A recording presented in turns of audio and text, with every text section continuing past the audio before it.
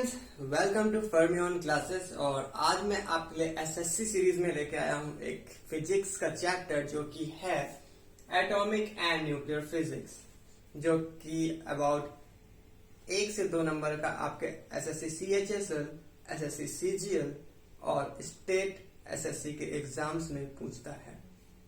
So friends, आज हम लोग देखेंगे एटॉमिक एंड न्यूक्लियर फिजिक्स।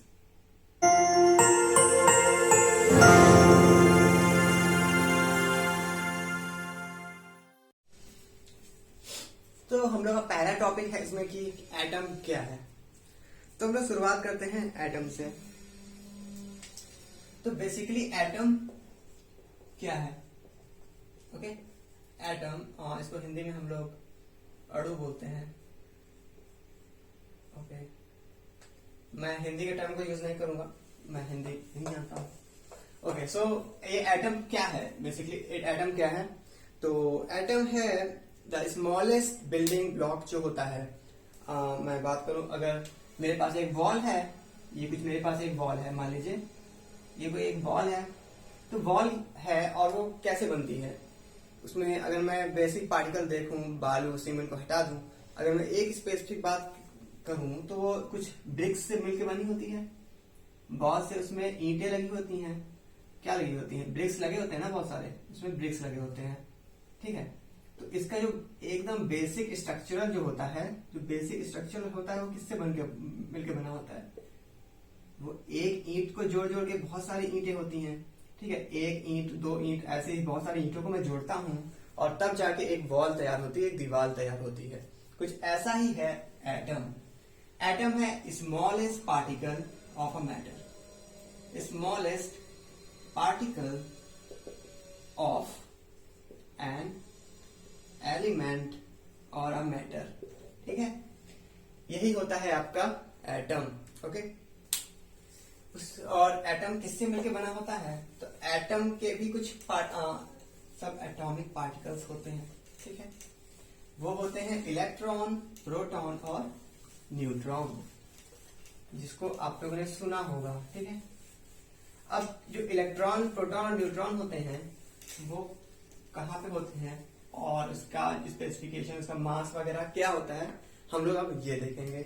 ठीक है, तो समथिंग, अगर मैं किसी एटम की बात करूं तो ये एक एटम में होता है एक न्यूक्लियस। ठीक है, एक होता है न्यूक्लियस। ये न्यूक्लियस मिलके बना होता है पॉजिटिव इलेक्ट्रॉन, पॉजिटिव आयंस और एक जीरो आयन जो कि होता है न्यूट्रॉन, जिसको हम लोग बोलते हैं प्रोटॉन और न्यूट्रॉन। ठीक है, प्रोटॉन और न्यूट्रॉन से मिलके बना होता है एक न्यूक्लियस और इसके चारों तरफ रोटेट कर रहा होता है एक नेगेटिव चार्ज, जिसको हम लोग बोलते हैं क्या? इलेक्ट्रॉन। ठीक है, इसको हम लोग बोलते हैं क्या बच्चों? इलेक्ट्रॉन। तो ये कुछ स्ट्रक्चर होता है एक एटम का। ओके, ठीक है, ये आपका हो गया क्या है इलेक्ट्रॉन, क्या है न्यूट्रॉन और क्या है प्रोटॉन। एसएससी में से ज्यादा कोई डीप नहीं पूछता है, तो मैं एक रिव्यू दे देता हूं आपको बस। ठीक है, तो अब हम लोग देखते हैं कि क्या होता है इसका जनरल स्पेसिफिकेशन। तो हम लोग अलग अलग पार्टिकल की बात करेंगे और उसके मास, चार्ज और उसकी डिस्कवरी देखेंगे, किसने इसकी डिस्कवरी की। तो डिस्कवरी के लिए मैं सबसे पहले आपको एक ट्रिक दे दूंगा जो कि आपने बचपन से पढ़ा होगा। ईंट पर नाच, ईंट पर नाच। ई से होता है आपका, ई से होता है आपका इलेक्ट्रॉन। ओके, क्या होता है बच्चों? ई से होता है इलेक्ट्रॉन। ये ट्रिक पुरानी हो गई होगी बट अभी भी यूज में आती है। और इलेक्ट्रॉन को थॉमसन, सर जे थॉमसन ने डिस्कवर किया था, सर जे थॉमसन। ओके, और पी से है क्या आपका प्रोटॉन, और इसकी खोज की थी रदरफोर्ड ने। ओके, अब मैं आपको बता दूं, रदरफोर्ड ने इसकी खोज की थी ऐसा हम लोग बोलते हैं, बट अगर मैं रियलिटी में देखूं, अगर मैं हमें आगे हम लोग जब फर्दर जानेंगे तो हम लोग को पता चलेगा कि जो हमारा प्रोटॉन था इसकी खोज रदरफोर्ड ने नहीं की थी, इसकी खोज की थी गोल्डस्टीन ने। ओके, बट इन्होंने गलती क्या कर दी, जब ये लोग ये कैनाल रेस का एक्सपेरिमेंट जो कर रहे थे कैथोड रे ट्यूब में, कैनाल रे का आप मैं फर्दर पढ़ाऊंगा, तो इनको जो पॉजिटिव आयंस इनको मिल गए थे, ठीक है, तो इन्होंने डिस्कवरी कर दी थी, बट उसको इन्होंने नाम नहीं दिया, किसका, प्रोटॉन का। उन्होंने इसका नाम प्रोटॉन का नहीं दिया, बस उनको लगा कि हाँ एक पॉजिटिव आयंस है। सो बाद में रदरफोर्ड आए और उन्होंने इस पर्टिकुलर पॉजिटिव आयंस को प्रोटॉन बोल दिया, और इसीलिए हम लोग बोलते हैं कि हाँ प्रोटॉन की डिस्कवरी किसने की, रदरफोर्ड ने की। अब हम लोग बात करेंगे किसकी, ज्यादा टाइम लॉस नहीं करते हैं, हम लोग बात करेंगे न्यूट्रॉन की। तो एना से होता है न्यूट्रॉन, और न्यूट्रॉन को किसने खोजा, चैडविक ने। किसने खोजा, चैडविक ने। ओके, सो ये आप इसका स्क्रीनशॉट लेना हो तो ले लीजिए। तो अब मैं बात करूंगा मास की, कि कितना मास होता है प्रोटॉन का। ओके ओके, अब हम लोग सारे तीनों पार्टिकल्स के मासेस की बात करेंगे, ठीक है बच्चों।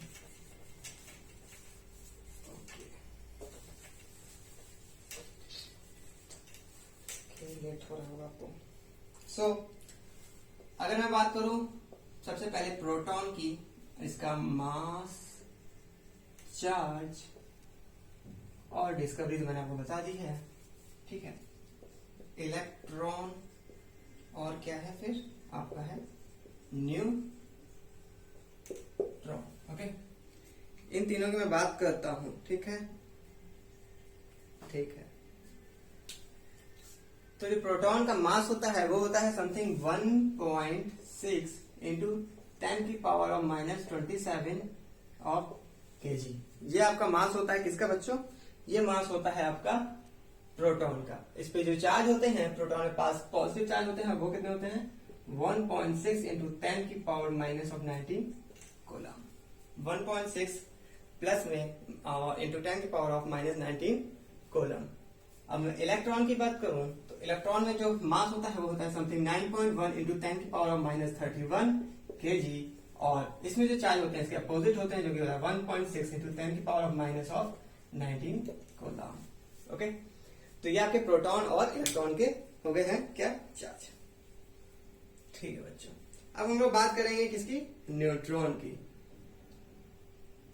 हम लोग न्यूट्रॉन की बात करते हैं तो न्यूट्रॉन का मास सेम होता है आपके प्रोटॉन के मास के।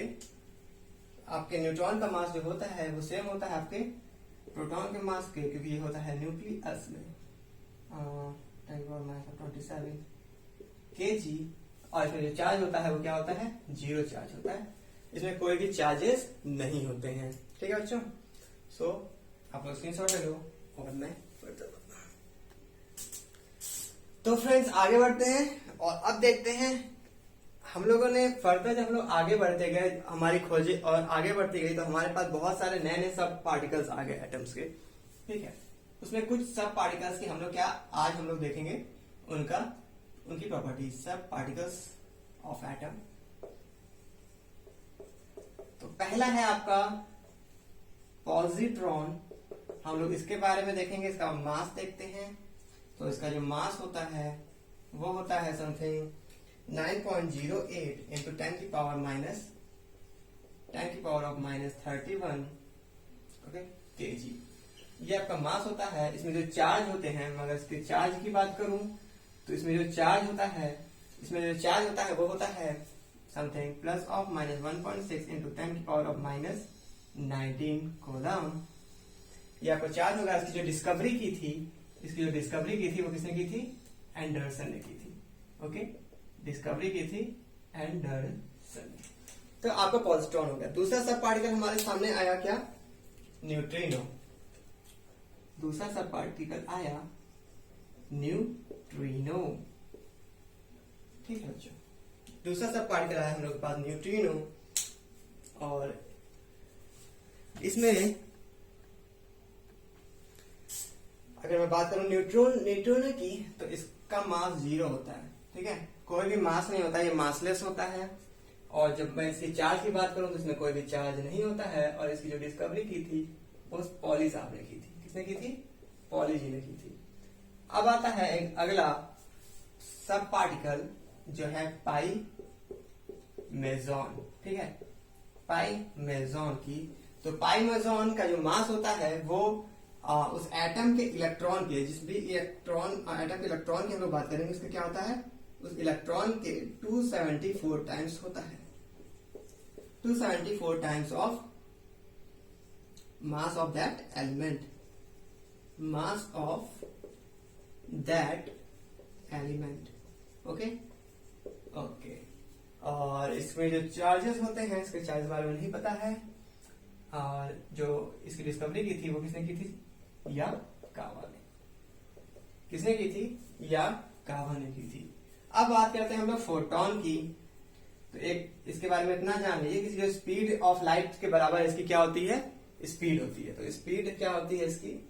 फोटोन की स्पीड होती है स्पीड ऑफ लाइट के बराबर, जो कि है 3 इंटू 10⁻⁻8 मीटर पर सेकेंड। ये आप किसने बताया था? आइंस्टाइन ने बताया था। ओके, सो अब इसका स्क्रीनशॉट ले लो और इसके बाद हम लोग पढ़ते हैं क्या? Cathode rays. ओके, तो अब हम लोग आगे बढ़ते हैं और देखते हैं क्या है कैथोड रेज। ओके, तो थॉमसन साहब ने हमारे एक एक्सपेरिमेंट किया। किस ईयर में किया इतना डिटेल में मैं नहीं जानता हूं।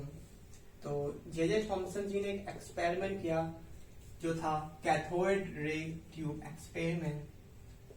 उसमें एक उन्होंने डिस्चार्ज ट्यूब लिया, एक साइड उन्होंने कैथोड जो कि क्या होती है, नेगेटिव इलेक्ट्रोड होता है, और एक तरफ होता है एनोड उन्होंने लगाया जो कि क्या होता है, पॉजिटिव इलेक्ट्रोड होता है। इलेक्ट्रोड क्या होता है? जो आप लोग बैटरी वगैरह में देखते हो, इलेक्ट्रोड वही होता है, एक रॉड टाइप की होती है। ओके, और इसमें उन्होंने दिया क्या, बहुत ही हाई चार्ज। ओके, बहुत ही ज्यादा हाई चार्ज, और अबाउट 104 वोल्ट पे जब हम लोग इसको चार्ज करते हैं तो क्या होता है, जो हमारी कैथोड प्लेट है वो समथिंग नेगेटिव चार्ज क्या करती है, नेगेटिव चार्ज स्प्लिट करने लगती है। किसकी ओर? वो चार्ज स्प्लिट करती है और वो किधर की ओर जाता है, एनोड की तरफ जाता है। इसी को हम लोग क्या कहते हैं, कैथोड किरणें या फिर कैथोड रेज। ओके, यही नेगेटिव रेज हमारी क्या होती हैं, कैथोड रेज होती हैं। तो अब इसकी मैं प्रॉपर्टी की बात कर लूं तो प्रॉपर्टी आपके स्क्रीन पे मैं शेयर कर रहा हूं। ओके, और मैं आपको बस उसके बारे में बताते जाऊंगा।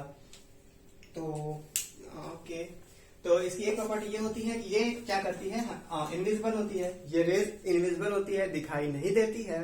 और ये क्या करता है, ये एक स्ट्रेट लाइन पे चलती है। ओके, स्ट्रेट लाइन पे ये रेज चलती है। ओके, ठीक है। अब हम लोग बात करते हैं इसकी दूसरी प्रॉपर्टी की। तो ये क्या करता है, नेगेटिव चार्ज, जैसे कि मैंने अभी आपको दिखाया कि ये क्या करता है, नेगेटिव चार्ज अपने अंदर रखता है और ये कैथोड टू एनोड जाता है। इसकी एक प्रॉपर्टी क्या हो गई, ये हो गई। अगली प्रॉपर्टी की बात करें तो जो इसकी वेलोसिटी होती है वो समथिंग अबाउट 1.10 होती है। किसकी? लाइट ऑफ स्पीड के 1/10 होती है। ठीक है, लाइट ऑफ स्पीड के। इसकी एक प्रॉपर्टी ये हो गई। ओके, और ये क्या करता है, अगर मैं समथिंग कोई मेटल रख दूं, ओके, इन दोनों के बीच, कैथोड और एनोड के बीच में एक मेटल रख दूं, कोई हैवी मेटल हो, मान लीजिए मैंने रखा टंगस्टन। ओके, ये आपकी कुछ कैथोड रे ट्यूब है, यहाँ पे आपका क्या है, कैथोड है, यहाँ आपका क्या है, एनोड है, और यहाँ से कुछ कैथोड रेज जा रही हैं, और मैं यहाँ पे क्या कर देता हूँ, समथिंग मैं रख देता हूँ टंगस्टन। यहाँ पे मैंने रख दिया। ओके, मैंने यहाँ पे टंगस्टन रख दिया, तो ये क्या होगा, यहां से ये एक हाई एनर्जी के इलेक्ट्रॉन की किरणें को इधर की ओर स्प्लिट कर देगा, इधर की ओर परपेंडिकुलरली क्या कर देगा, स्प्लिट कर देगा, और इन्हीं को हम लोग बोलते हैं क्या, एक्स रेस। ओके, इसी को हम लोग क्या कहते हैं, एक्स रेस कहते हैं। मेटल जो भी होगा वो क्या होगा, हैवी मेटल होगा। हम लोग हैवी मेटल इन दोनों के बीच रख देते हैं। इसका एक और काम होता है, इसकी एक और प्रॉपर्टी होती है, ये क्या करता है, गैस को आयोनाइज भी करता है। किसी भी गैस को आयोनाइज करने के भी काम आता है। और अगर मैं किसी मटेरियल के ऊपर, किसी भी मटेरियल के ऊपर कैथोड रेस डालूं, ओके, तो वो क्या हो जाएगा, मैटर क्या हो जाएगा, वो मटेरियल हीट हो जाएगा। मतलब उसमें क्या आ जाएगा, ऊष्मा आ जाएगी, वो हीट हो जाएगा। ओके, ये कुछ आपकी प्रॉपर्टी हो गई। अब अगली प्रॉपर्टी की मैं बात करूं तो अगली प्रॉपर्टी है इसकी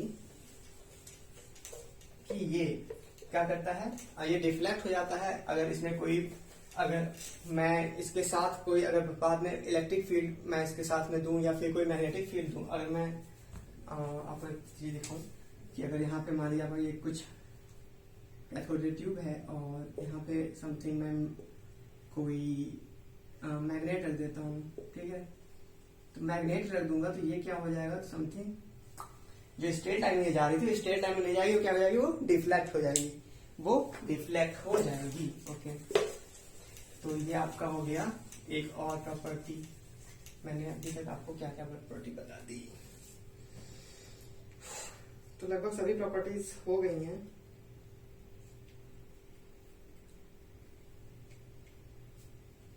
ठीक है, और एक तो प्रॉपर्टी है कि मतलब ये नेचर ऑफ द गैस के ऊपर डिपेंड करती है, तो हो गया मेरे ख्याल से। ओके, मैं आगे बढ़ता हूँ। ओके, ये जो है आपके पास स्क्रीनशॉट, आप इसमें एक तो प्रॉपर्टी और देख लेते हो, उसमें कुछ खास समझाने लायक नहीं, जो समझाना मैंने समझा दिया। तब मैं आगे बढ़ता हूँ, हम लोग आते हैं इसमें कैनाल रेज पे आते हैं। ओके, तो what are canal rays, canal rays, यहां से आपको आंसर मिलेगा कि प्रोटॉन की असली खोज किसने की थी। ओके, ठीक है, तो अगर मैं जो हमारे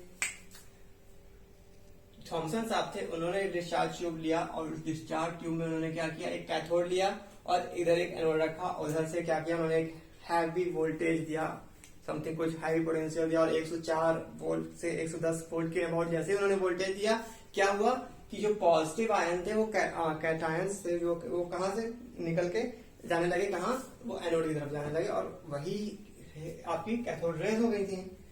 इसमें हमारे गोल्डस्टीन साहब ने क्या किया, हल्का सा उन्होंने चेंज किया। आप यहाँ पे स्क्रीन पे देख सकते हो, इन्होंने क्या किया, एक ट्यूब ली, ट्यूब में उन्होंने बीच में क्या रख दिया, बीच में उन्होंने कैथोड रख दिया और सामने उन्होंने एक प्लेट रख दी। लेकिन यहाँ पे उन्होंने क्या किया, उन्होंने कैथोड कैसा लिया, उन्होंने लिया कैथोड पोरफेटेड। पोरफेटेड कैथोड कैसा होता है, जिसमें समथिंग छोटे छोटे छिद्र होते हैं, उसमें छोटे छोटे होल्स होते हैं। ओके, छोटे छोटे होल्स होते हैं और इस होल से उन्होंने क्या किया, जैसे ही जो कैथोड किरणें इधर की ओर जा रही थी, ठीक है, इस कैथोड से इस एनोड के बीच जो भी किरणें जा रही थी, आपने वीडियो में देखा होगा, जैसे ही कैथोड से एनोड के बीच में किरणें जा रही थी, आप उसमें आपने क्या देखा, इधर की ओर समथिंग जो पोरफेटेड कैथोड उन्होंने यूज किया, इधर की ओर इस स्क्रीन पे कुछ पॉजिटिव किरणें जाने लगी, पॉजिटिव आयंस की किरणें जाने लगी। ठीक है, इधर क्यों नेगेटिव जा रहा है, कैथोड है, कुछ पॉजिटिव किरणें जा रही थी। तो गोल्डस्टीन ने जब इसको देखा और इसी को उन्होंने क्या बोल दिया कि ये क्या है, कैनाल रेज है या फिर एनोड रेज है या फिर पॉजिटिव है। ओके, इसी का नाम उन्होंने कैनाल रेज रख दिया। क्योंकि कैनाल क्यों रखा, बिकॉज कैनाल इसलिए रखा क्योंकि ये समथिंग छोटे छोटे कैनाल से निकल रही है। ओके, छोटे छोटे कैनाल से निकल रही है, इसीलिए इसने इसका नाम कैनाल रेज रख दिया। ओके, ठीक है। सो अब हम लोग आगे बढ़ते हैं और इसकी भी प्रॉपर्टीज हम लोग देखते हैं।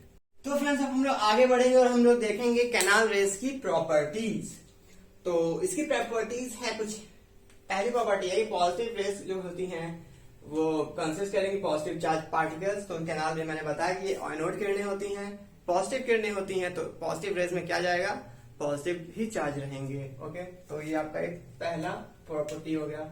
दूसरी प्रॉपर्टी की बात करें तो these raise travel in straight line. तो जैसे कि हम लोग कैथोड रे देखा था कि वो स्ट्रेट लाइन में ट्रेवल करती है, वैसे ही कैनाल रेज भी हमारी स्ट्रेट लाइन में ट्रेवल करेंगी। ओके, हाँ, उसमें फर्दर रिफ्लेक्शन आ रहा था हैवी मेटल की वजह से। जब हम लोग हैवी मेटल यूज कर रहे थे तो वो एक्सरे प्रोड्यूस कर रही थी, और जब मैं उसमें क्या कर रहा था, इलेक्ट्रिक या मैग्नेटिक फील्ड यूज कर रहा था, तो वो क्या हो रही थी, डिफ्लेक्ट हो जा रही थी। तो इसमें भी इसकी भी प्रॉपर्टी है कि ये क्या करेगा, अगर मैं इसमें इलेक्ट्रिक या मैग्नेटिक फील्ड दूं तो ये भी क्या करेगी, ये भी डिफ्लेक्ट करेगी। ओके, दूसरी प्रॉपर्टी की बात करें तो अगर मैं इसमें कुछ प्रेशर दूं, ओके, मैं कैनाल रेज में कुछ प्रेशर दूं तो ये क्या होगा, अपनी एनर्जी को काइनेटिक एनर्जी में चेंज कर लेगी। इसकी दूसरी प्रॉपर्टी, तीसरी प्रॉपर्टी मैंने समझा दिया। These rays are capable of producing physical and chemical changes. अगर आपके पास कोई मटेरियल है, उसमें आपको फिजिकल या केमिकल चेंजेस चाहिए, तो आप उसमें क्या करेंगे, कैनाल रेज का छिड़काव कर दीजिए, उसके ऊपर कैनाल रेज डाल दीजिए, तो उस मटेरियल में आपको कुछ फिजिकल या केमिकल चेंजेस दिखाई देंगे। ओके, और इस जैसे कि आप उसमें देखा था कि कैथोड की रेज भी क्या करती थी, आयनाइजेशन करती थी हमारे किसी भी मटेरियल का, उसी तरह ये गैसेस का आयनाइजेशन करती है। कौन से, आपकी कैनाल रेज। ओके, तो इस प्रॉपर्टी का स्क्रीनशॉट ले लो आप लोग। आगे बढ़ते हैं और हम लोग देखते हैं क्या है रेडियो एक्टिविटी। ओके, तो मैं जब भी किसी हैवी मैटर की बात करूंगा, जब हमारा हैवी मैटर क्या होता है, ब्रेक करता है, कोई भी हैवी मैटर है और वो क्या कर रहा है, वो ब्रेक करता है। ओके, तो उसमें से कुछ हार्मफुल रेज निकलती हैं। ओके, तो ऐसे एलिमेंट्स को हम लोग रेडियो एक्टिव एलिमेंट कहते हैं। बेसिकली होता क्या है, इसमें जो प्रोसेस होता है, जो हम लोग का हैवी मैटर होते हैं, जैसे कि जो भी एटम्स है, इसका एटॉमिक नंबर 83 या उसके अबव है, ओके, वो क्या होते हैं, हैवी कहा जाता है। क्यों कहा जाता है, क्योंकि इनका जो N2P जो कि न्यूट्रॉन प्रोटॉन रेशियो होता है, वो क्या होता है, ग्रेटर टू 1 होता है, और इसीलिए इसको क्या कहते हैं हम लोग, अनस्टेबल भी कहते हैं। ओके, ये सब तो मैं अभी बताऊंगा थोड़ी देर बाद। ओके, तो क्या होता है, हम लोग जो हैवी मेटल होते हैं, बेसिकली वो अपने आप को स्टेबल करने के लिए वो क्या करते हैं, अपने में से कुछ अल्फा बीटा और गामा पार्टिकल्स को अपने आप से रिलीज करते हैं, ताकि ये एक ऐसी कंडीशन में आ जाए जहां पे ये क्या हो जाए, स्टेबल हो जाए। ओके, जहां पे ये क्या हो जाए, स्टेबल हो जाए। ओके, इसी को बेसिकली हम लोग टर्म देते हैं क्या, रेडियो एक्टिविटी। ओके, ओके, अब क्या है, हम लोग का भाई ये कोई भी मटेरियल है और मेटल है, और वो क्या कर रहा है, वो कॉन्टिन्यूसली अल्फा बीटा और गामा को रिलीज कर रहा है।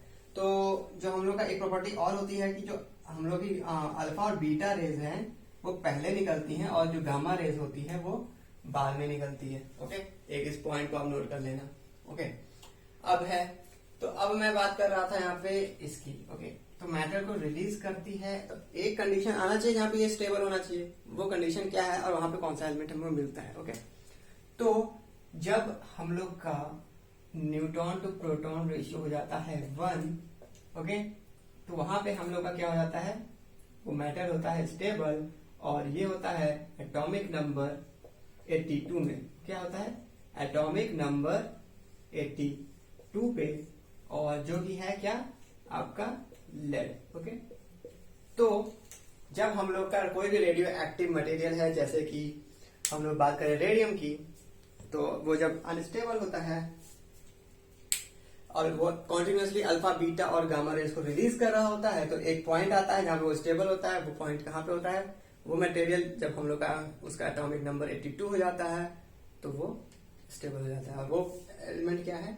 हमारा लेड है। ओके, अब बात करते हैं रेडियो एक्टिविटी की खोज किसने की। तो इसकी खोज की थी हमारे 3 साइंटिस्ट ने, जो कि थे हेनरी बैकरेल, मैडम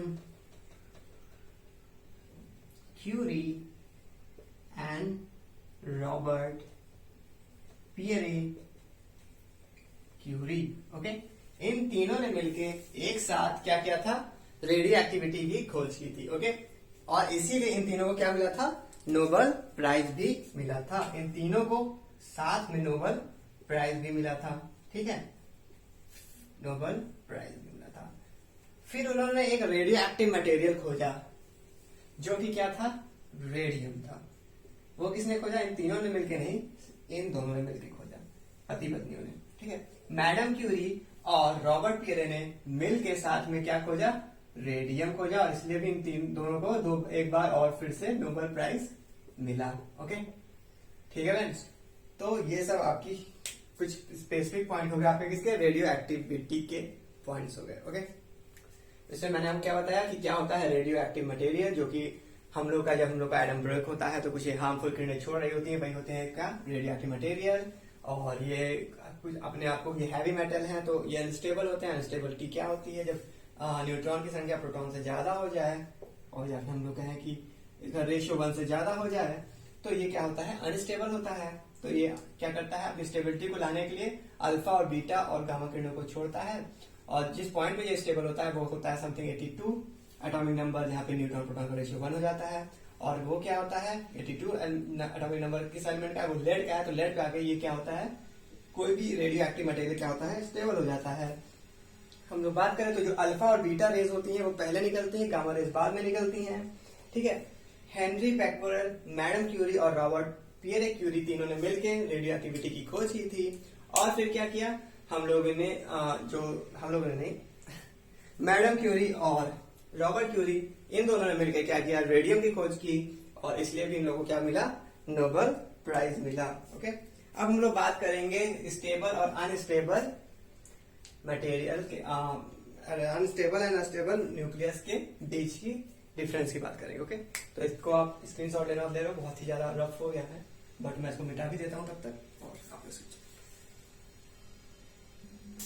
तो आगे हम लोग बात करते हैं स्टेबल और अनस्टेबल न्यूक्लियस की। ओके, तो स्टेबल न्यूक्लियस क्या होता है, अभी मैंने आपको बताया जिसका एटॉमिक नंबर क्या है 82 या उससे कम है वो स्टेबल में आता है। और अनस्टेबल 83 या उससे ज्यादा है, ठीक है, वो अनस्टेबल न्यूक्लियस होते हैं। ओके, तो जैसे कि हम लोग देख रहे हैं कि जो भाई 83 से ज्यादा है मतलब क्या होगा, इसका एटॉमिक नंबर क्या होगा, ज्यादा होगा। ठीक है, इसका एटॉमिक नंबर ज्यादा होगा। तो जो अनस्टेबल न्यूक्लियस होंगे वो क्या होंगे, हाई एटॉमिक नंबर के होंगे। ठीक है, वो क्या होंगे, हाई एटॉमिक नंबर के होंगे, हाई एटॉमिक नंबर के। और ये क्या होगा स्टेबल, वो होगा लो एटॉमिक नंबर के एलिमेंट। अब भाई एटॉमिक नंबर कम है तो इसका जो मास नंबर होगा जो वो भी क्या होगा, कम होगा। ठीक है, ठीक है, तो ये क्या होगा, लो मास नंबर का होगा। इसका मास नंबर भी क्या होगा, लो होगा। और इसका क्या होगा, मास नंबर हाई होगा। क्या होगा बच्चों, हाई मास नंबर के होंगे। ठीक है, ये आपको क्या होगा, हाई मास नंबर का होगा। ओके, अब भाई मास नंबर कम है इसका मतलब क्या है, न्यूट्रॉन और प्रोटॉन क्या होंगे, कम होंगे। ठीक है, तो जो इसका न्यूक्लियस का साइज होगा वो क्या होगा, स्मॉल होगा। ठीक है, भाई न्यूट्रॉन प्रोटॉन कम हो गए तो भाई ये कुछ कम साइज कवर कर रहा होगा ना, तो स्मॉल साइज का होगा क्या, न्यूक्लियस। ओके, ओके, और इसमें क्या होगा, लार्ज साइज का होगा न्यूक्लियस, क्योंकि ज्यादा एटॉमिक नंबर है और ज्यादा मास नंबर है तो लार्ज साइज न्यूक्लियस। ओके, अब जो इसमें न्यूट्रॉन और प्रोटॉन का रेशियो होता है, न्यूट्रॉन और प्रोटॉन का रेशियो होता है वो क्या होता है, इक्वल टू 1 होता है। और इसमें जो न्यूट्रॉन और प्रोटॉन का रेशियो होता है वो क्या होता है, ग्रेटर देन 1 होता है। ओके, तो इसका आप लोग स्क्रीनशॉट ले लो। और फर्दर हम लोग देखते हैं प्रॉपर्टीज किसकी, अल्फा बीटा और गामा पार्टिकल्स की। ओके, सो आप लोग स्क्रीनशॉट लो। आगे मैं बढ़ता हूं और मैं आपको बताता हूं क्या है इसके सारे अल्फा बीटा और गामा पार्टिकल्स के प्रॉपर्टीज। ओके, तो अगर मैं बात करूं तीनों के ओरिजिन की, तो अल्फा बीटा और गामा तीनों पार्टिकल्स कहां पे ओरिजिन होता है, तीनों का होता है ओरिजिन न्यूक्लियस में। तीनों का होता है ओरिजिन कहां पे, ये तीनों न्यूक्लियस में पाए जाते हैं। तीनों का नेचर कैसा होता है, तो ये क्या होता है, पॉजिटिव होता है, बीटा क्या होता है, नेगेटिव होता है, और गामा क्या होता है, न्यूट्रल होता है। ठीक है, अगर मैं कंपोजिशन की बात करूं तो ये हीलियम के 2 एटम से मिलकर बना होता है क्या, गामा। ये एक इलेक्ट्रॉन से मिलकर बना होता है और ये किससे बना होता है, एक प्रोटॉन से मिलकर बना होता है क्या, गामा पार्टिकल। ओके, मास की बात करूं तो इसका मास होता है समथिंग 6.4 इंटू 10⁻⁻³ kg। अगर मैं बात करूं बीटा पार्टिकल का तो यह सेम होता है इलेक्ट्रॉन के चार्ज के इलेक्ट्रॉन के मास के बराबर, जो कि होता है 9.1 इंटू 10⁻31। और ये क्या होता है, मासलेस होता है, 0 मास होता है इसका गामा पार्टिकल का। चार्ज की बात करता हूं तो ये 2 इलेक्ट्रॉन के चार्ज के बराबर होता है, ये 1 इलेक्ट्रॉन के चार्ज के बराबर होता है, और ये क्या होता है, कोई भी चार्ज के बराबर नहीं होता है। केमिकल इफेक्ट की बात करें तो ये तीनों क्या होता है, ग्राफिक प्लेट पे कोई भी इफेक्ट इन लोग का नहीं होता है, ठीक है। No effect in graphic plate, okay, no effect in graphic plate में तीनों का कोई भी इफेक्ट नहीं होता है, ओके, ठीक है। अगर मैं इसकी बात करूं कि क्या इफेक्ट होता है इलेक्ट्रिक और मैग्नेटिक फील्ड का तीनों में, तो जो हमारा अल्फा पार्टिकल होता है वो क्या करता है, वो डिफ्लेक्ट हो जाता है, वो क्या होता है, वो डिफ्लेक्ट करता है, ओके, डिफ्लेक्ट होता है। हम लोग का बीटा पार्टिकल भी डिफ्लेक्ट करता है, ओके, लेकिन जो हमारा गामा पार्टिकल है उसमें कोई भी इफेक्ट नहीं होता है हमारे इलेक्ट्रिक या मैग्नेटिक फील्ड का, ओके। तो आप स्क्रीनशॉट ले लो और मैं और आपको कुछ प्रॉपर्टीज इसकी बता देता हूँ।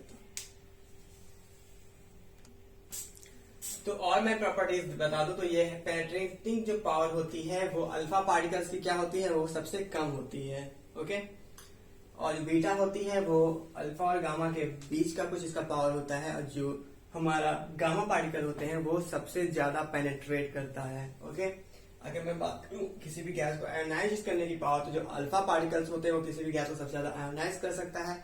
जो बीटा पार्टिकल होता है इन दोनों के बीच का कुछ पावर रखता है आयोनाइज करने का, और जो गामा पार्टिकल होता है वो उसकी आयोनाइज करने की क्षमता बहुत कम होती है।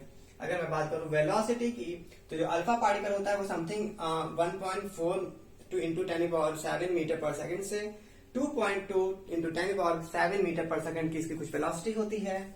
अगर मैं बात करूं तो लाइट के वेलोसिटी के समथिंग 1% टू 99%, मतलब कि अगर जनरली देखा जाए तो थोड़ा सा कम होता है लाइट की स्पीड से, या फिर लाइट स्पीड से कम ही होता है। जो गामा पार्टिकल होता है वो क्या होता है, फोटोन की स्पीड या फिर लाइट की स्पीड के इक्वल होती है, ओके। तो इसका स्क्रीनशॉट ले लो और हम लोग आगे बढ़ते हैं और देखते हैं कि क्या होता है इसकी और प्रॉपर्टीज, ओके। तो अगर मैं क्या करूं, आप लोग स्क्रीनशॉट ले लो, तो मैं आगे बात करूं इसकी और प्रॉपर्टी। तो हम लोग जानते थे, मैंने भी आपको पहले बताया कि जो हम लोग अल्फा पार्टिकल होता है वो समथिंग 2 हाइड्रोजन एटम के बराबर होता है। तो जब एक अल्फा पार्टिकल रिलीज होगा तो क्या होगा, एटॉमिक नंबर क्या हो जाएगा, क्योंकि ये 2 हीलियम एटम के बराबर है, तो क्या होगा, जो एटॉमिक नंबर होगा वो 2 डिक्रीज कर जाएगा, okay, 2 decrease in atomic number, okay. और मास नंबर में कितना चेंज आएगा, मास नंबर में 4 का चेंज आएगा, तो ये 4 डिक्रीज हो जाएगा इन मास नंबर। और अगर मैं बात करूं किसकी, मैं बात करूं बीटा पार्टिकल की। जब बीटा पार्टिकल रिलीज होगा तो एक बीटा पार्टिकल रिलीज होने में क्या होगा हमारा, बिकॉज ये 1 इलेक्ट्रॉन के बराबर था, ठीक है, 1 इलेक्ट्रॉन के बराबर था, तो इसमें क्या होगा, 1 डिक्रीज आएगा एटॉमिक नंबर में। इन एटॉमिक नंबर में 1 का डिक्रीज आता है, ठीक है बच्चों, 1 का डिक्रीज आता है, और मास नंबर में कोई भी इफेक्ट नहीं होता है, मास नंबर चेंज नहीं होता है, ठीक है। आपको जो मास नंबर है डजंट चेंज, ओके। अब ये जो स्टडी है वो क्या होता है, इस स्टडी को हम लोग से लेके आए हैं, इस स्टडी को हम लोग लेके आए हैं आपके लॉ से, जिसको हम लोग कहते हैं क्या, सॉडी-फजन लॉ, ओके। इस पॉइंट को भी नोट रखना, सीजन में ये पूछ सकता है या फिर यूपीएससी में जनरली ये नहीं पूछेगा। सो सॉडी-फजन लॉ से ये आता है। और अगर जब हम लोग का जो रेडियो एक्टिव एलिमेंट होता है वो जब डीके हो रहा होता है, इसमें अल्फा बीटा पार्टिकल जब निकल रहे होते हैं, तो जो 50% ये डीके हो जाता है, जब 50% ये क्या हो जाता है, ये 50% डीके हो जाता है, ओके। तो ये 50% डीके हो जाता है, तो इसको हम लोग क्या कहते हैं, half life of what, radio active material. तो ये आपका क्या होता है, हाफ लाइफ होता है रेडियो एक्टिव मटेरियल का। और हम लोग एक एलिमेंट का यूज करते हैं, ओके, रेडियो एक्टिव एलिमेंट का, कार्बन 14 का आपने नाम सुना होगा। तो कार्बन 14, इस पॉइंट को नोट रखना, ये एसएससी के किसी भी एग्जाम में पूछ सकता है, लेखपाल के एग्जाम में भी पूछ सकता है कि कार्बन 14 हम लोग किस एलिमेंट का हम लोग यूज करते हैं फॉसिल्स के एज को जानने के लिए, ओके। तो हम लोग फॉसिल्स का एज अगर जानना होता है तो मैं क्या करता हूं, हम लोग क्या करते हैं, कार्बन 14 का क्या करते हैं, उस पर रेडिएशन कर देते हैं, और उससे हम लोग को पता चल जाता है कि क्या एज है हमारे फॉसिल्स की, ओके। तो इसका आप स्क्रीनशॉट ले लो और आगे मैं बताऊंगा न्यूक्लियर फ्यूजन और न्यूक्लियर फिजन। ओके ओके, तो हम लोग आगे बढ़ते हैं और देखते हैं क्या है न्यूक्लियर फिजन और nuclear fusion. Okay, so basically nuclear fusion क्या होता है? न्यूक्लियर फिजन में हमारा, अगर मैं बात करूं दो एटम्स की, ओके, तो फ्यूजन में हमारा एक एटम ब्रेक करता है दो सिमिलर मास के एटम्स में। लगभग में जो सिमिलर मास के एटम्स होते हैं उसमें क्या करता है, ये ब्रेक डाउन कर जाता है और फर्दर भी ये ऐसे ही ब्रेक डाउन करते रहते हैं और इसमें से क्या होती है, एक हाई अमाउंट की एनर्जी निकल रही होती है। ओके, एक हाई अमाउंट की एनर्जी निकल रही होती है। ओके, इसका यूज हम लोग करते हैं एटॉमिक बॉम्ब्स में। ओके, बॉम्ब्स में पहली बार इसका हम लोगों ने यूज किया था, पहली बार इसका यूज किया था यूएसए ने वर्ल्ड वॉर सेकेंड में। किसके अगेंस्ट? जापान के अगेंस्ट। ओके ओके, इन्होंने क्या किया था, बम्बार्डिंग की थी जापान के शहर हिरोशिमा और नागासाकी में। ओके, हिरोशिमा और नागासाकी में क्या किया था, इन्होंने बॉम्ब ब्लास्ट किया था। ओके, फर्दर ये किस डेट को हुआ था, ये आपके हिस्ट्री का क्वेश्चन है। ओके, अब अगर बात करूं न्यूक्लियर फ्यूजन की, तो न्यूक्लियर फ्यूजन क्या होता है बेसिकली? तो न्यूक्लियर फ्यूजन होता है, फ्यूजन में हमारे जो दो पार्टिकल्स होते हैं वो क्या करते हैं, दो एटम्स होते हैं वो क्या करते हैं, आपके मर्ज करते हैं। जैसे कि आपके दो जो लाइट एटम के, जो भी लाइट एटम के हमारे, जिसका एटॉमिक नंबर क्या है, लाइट हो, जो लाइट एटॉमिक मैटर होते हैं, जैसे कि आपके हाइड्रोजन हुए, ओके, इस टाइप के, जिसका एटम नंबर क्या है, एकदम कम है। ओके, तो आपके क्या होता है, जैसे कि हम लोग सन में देखते हैं, फिर दुनिया के किसी भी स्टार में देखते हैं। ओके, स्टार में क्या होता है, न्यूक्लियर फ्यूजन हो रहा होता है। क्या होता है उसमें, दो अलग अलग हाइड्रोजन एटम्स क्या होते हैं, कोलैप्स करते हैं और एक हीलियम एटम बनाते हैं। ओके, और इसमें क्या है, एक ह्यूज अमाउंट की एनर्जी रिलीज होती है। ओके, एनर्जी क्या होती है आपकी, रिलीज होती है। ओके, तो यही होता है आपका क्या, nuclear fusion. Okay, nuclear fusion को पहली बार डिमॉन्स्ट्रेशन किसने दिया था? न्यूक्लियर फ्यूजन का पहली बार डेमोन्स्ट्रेशन दिया था आपके स्ट्रेसमैन और ओ हैडने। स्ट्रेसमैन और ओ हैडने। ओके ओके, स्ट्रेसमैन एंड ओहान इन्होंने क्या किया था, पहली बार डेमोन्स्ट्रेशन दिया था किसका, न्यूक्लियर फ्यूजन का। फर्स्ट ओके, तो इसका स्क्रीनशॉट ले लो और मैं आगे बढ़ता हूं। तो फर्दर हम लोग बात करते हैं किसकी, फर्दर हम लोग देखते हैं न्यूक्लियर रिएक्टर के बारे में। ओके, तो न्यूक्लियर रिएक्टर क्या है? तो न्यूक्लियर रिएक्टर एक ऐसा अरेंजमेंट होता है जिससे क्या होती है, एक हाई अमाउंट की हमारी एनर्जी निकल रही होती है। ओके ओके, एक हाई अमाउंट की एनर्जी निकलती है, इसका हम लोग फर्दर यूज इलेक्ट्रिकल एनर्जी निकालने में करते हैं। लोग क्या करते हैं, यूरेनियम का यूज करते हैं एज एन रिएक्टर, और क्या होता है उससे हाई अमाउंट की एनर्जी निकलती है जिसके से हम लोग इलेक्ट्रिसिटी प्रोड्यूस करते हैं। ओके, ठीक है। तो पहली बार न्यूक्लियर रिएक्टर जो यूज किया गया था वो चिकागो यूनिवर्सिटी में देखने को हम लोग को मिला था। चिकागो यूनिवर्सिटी में अंडर किसके सुपरविजन के अंदर, प्रोफेसर फर्मी के अंदर, सुपरविजन के अंडर। ओके, ठीक है, फर्मी जिसके ऊपर हमारा फर्मी और क्लासेस बना है। ओके, ठीक है, चिकागो यूनिवर्सिटी में देखने को मिला था।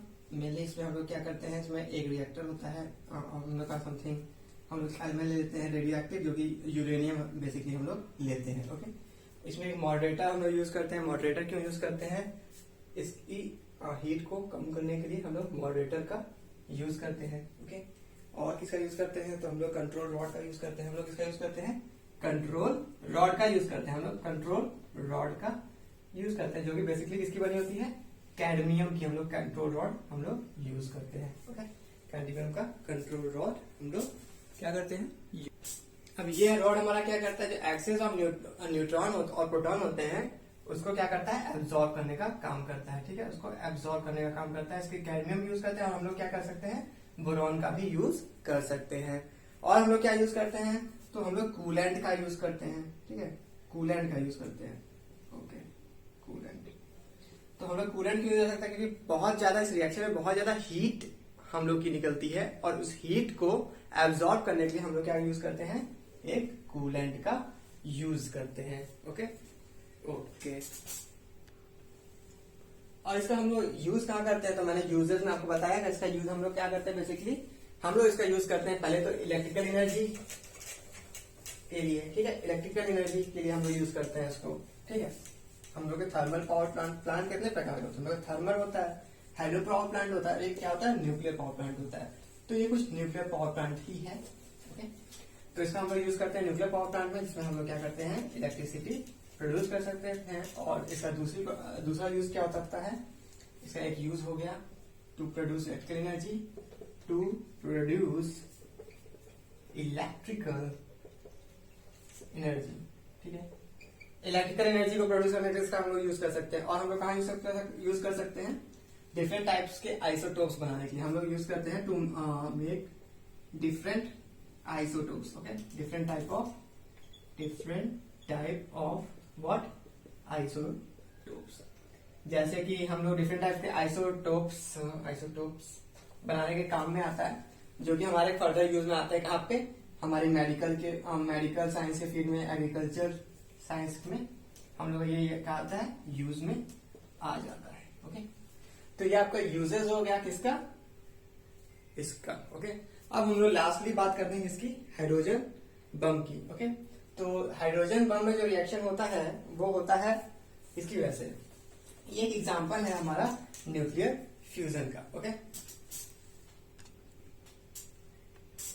सो हम लोग हाइड्रोजन बम और मास एनर्जी रिलेशन देख के इस टॉपिक को यहीं पे खत्म करते हैं। ओके, तो बेसिकली हाइड्रोजन बम क्या है, तो हाइड्रोजन बम बेसिकली हमारा वर्क करता है, हाइड्रोजन बम हमारा बेसिकली वर्क करता है किस पे, न्यूक्लियर फ्यूजन पे। ओके, इस पे न्यूक्लियर फ्यूजन पे वर्क करता है, मतलब कि एक से ज्यादा जो एटम्स होते हैं वो मर्ज करते हैं और एक बहुत सा भयानक एनर्जी निकलता है। ये आपके एटम बम से इसकी जो एनर्जी जो इसमें से निकलती है वो कम से कम 1000 टाइम ज्यादा होती है। क्या होते हैं, द एनर्जी रिलीज्ड इज